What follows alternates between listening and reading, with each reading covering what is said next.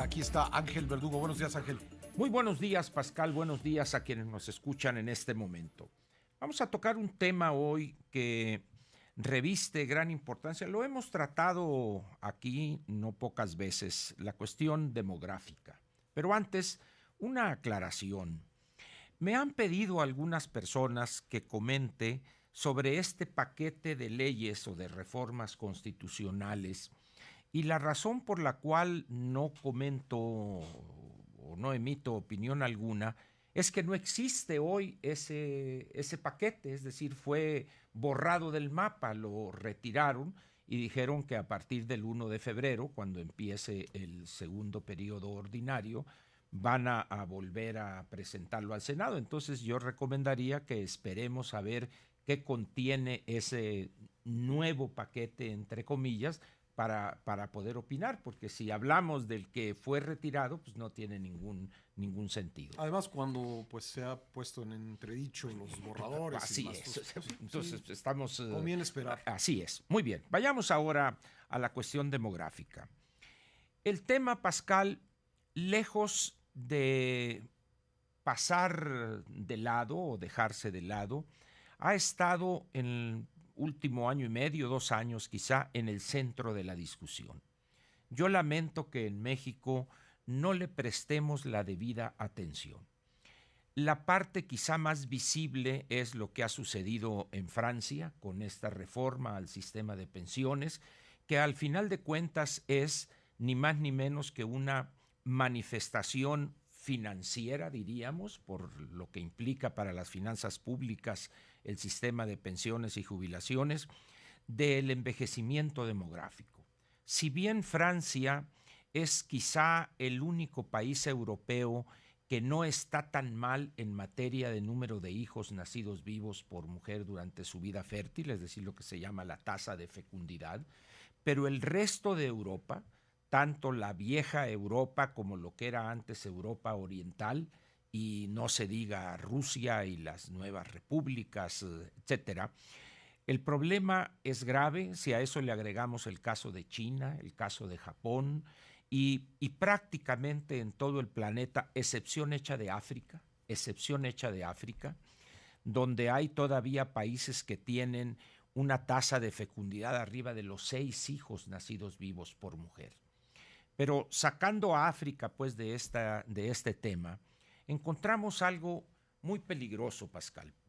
Como hemos comentado aquí, el porcentaje de crecimiento, la tasa de crecimiento de los mayores de 65 años e incluso tomando en cuenta el tipo de enfermedades que padecen los de 60, valdría la pena que incluyéramos en ese grupo desde los 60 años. ¿Por qué? En países como el nuestro, donde hay malos hábitos alimenticios, desde los años 60 ya se manifiesta diabetes, por ejemplo, obesidad pronunciada, mórbida en algunos casos, de tal manera pues que tomar nada más los de 65 hacia arriba creo que induciría a alguna cosa un tanto equivocada. Pero al final de cuentas, ¿cuál es la gravedad de este problema? ¿Cómo se manifiesta numéricamente? El segmento etario arriba de 60 años, como hemos comentado, crece a niveles de 3,5–4%. La teoría decía, o la idea general hace 30 o 40 años, decía que con el crecimiento de la población, el crecimiento de la natalidad, se iban a ir incorporando jóvenes y jóvenes al mercado laboral y como eran jóvenes más sanos, con ese recurso que aportaban al erario de sus impuestos, con la riqueza que generaban mediante los impuestos a las empresas, iba a ser suficiente para pagarles a los viejos las cuestiones relativas al cuidado de la salud y también en los sistemas de pensiones. Y durante muchos años. Y durante muchos años fue cierto. ¿Por qué? Pues porque los crecimientos en México durante 4 decenios fueron de 3,2, 3,4. Y eso llegó a un punto en que Banco Mundial en 1971 le plantea a Echeverría, al presidente Echeverría, que eso era insostenible. Y es cuando entra todo aquello de la familia pequeña vive mejor, etcétera, etcétera. Hoy México, Pascal, está padeciendo el mismo problema que países de economías avanzadas. El crecimiento del vértice de la pirámide, desde la parte de arriba, es muy alto y la caída es pronunciada en la base de la pirámide. Dicho de otra manera, cada vez vamos a tener menos jóvenes, menos niños y por lo tanto menos nuevos entrantes al mercado laboral. ¿Qué están haciendo? Y luego la expectativa de vida ha aumentado. Y la expectativa de vida ha aumentado. Por ejemplo, ahorita en México, porque ya ves que hay dos mediciones para la expectativa de vida, una al nacer y otra a los 65 años. Es decir, quien llegó a los 65 años, en México en promedio va a vivir 20 años las mujeres, 19 años los hombres y en promedio casi 19 y medio años. Es decir, estadísticamente el análisis nos dice que los mexicanos que llegaron a los 65 años van a vivir arriba de 80 años. Y esos viejos o esos mexicanos de la tercera edad, las 2/3 partes no van a tener pensión, por lo tanto no van a tener asegurados sus servicios médicos o atención de la salud en el ISSSTE o en el Seguro Social, etcétera, y van a tener enfermedades muy caras, Pascal. Entonces, ¿qué va a hacer el Estado mexicano cuando eso en 5 o 10 años se agudice y la caída, esperemos los resultados del censo, y que yo lamento que no haya habido una atención o comentarios en los medios, en los espacios mediáticos más abundantes, pongámoslo así, de esta elaboración del censo? ¿Por qué, Pascal?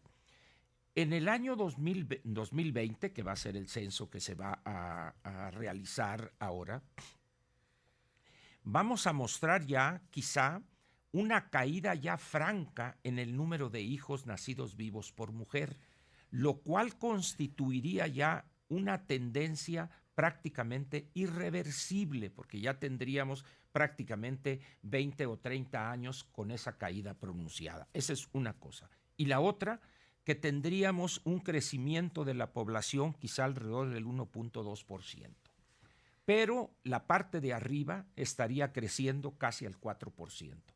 Y con un gobierno que tiene finanzas públicas débiles, con un sistema de pensiones donde la inmensa mayoría de los que se van a jubilar en los próximos 5 o 10 años están con la vieja ley, la ley del 73, que tiene un desvío a favor del pensionado, pero una cosa increíble. El sistema de reparto que construimos en México tenía serias deficiencias y lo mantuvimos mucho tiempo.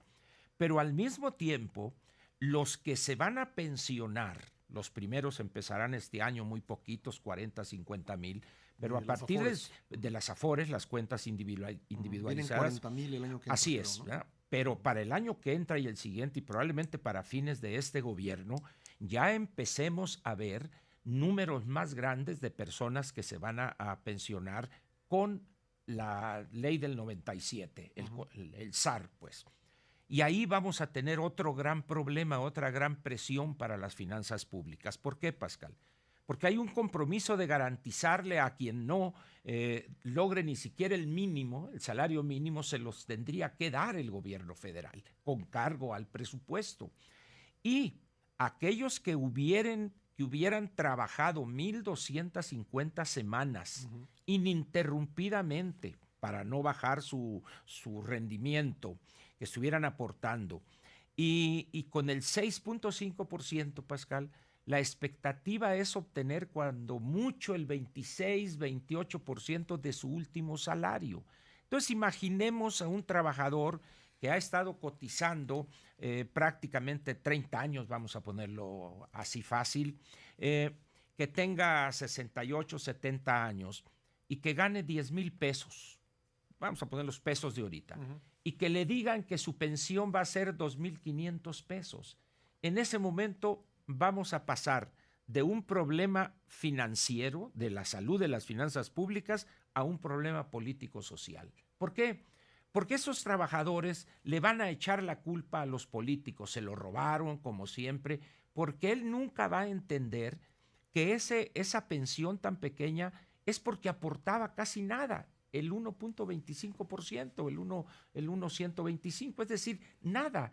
¿Cómo esperaba tener él una gran pensión del 60 o 70% con una aportación tan magra? Esto nos da un panorama, Pascal, crítico, no solo para el bienestar de la población presente y futuro, sino también para la salud de las finanzas públicas. Y yo lamento, si bien hubo un anuncio del presidente o una declaración donde le pidió a un grupo que elaboraran ya propuestas y todo, pero definitivamente nada habrá antes de la elección intermedia. ¿Por qué? Porque el primer elemento de la solución es subir al 15% la aportación.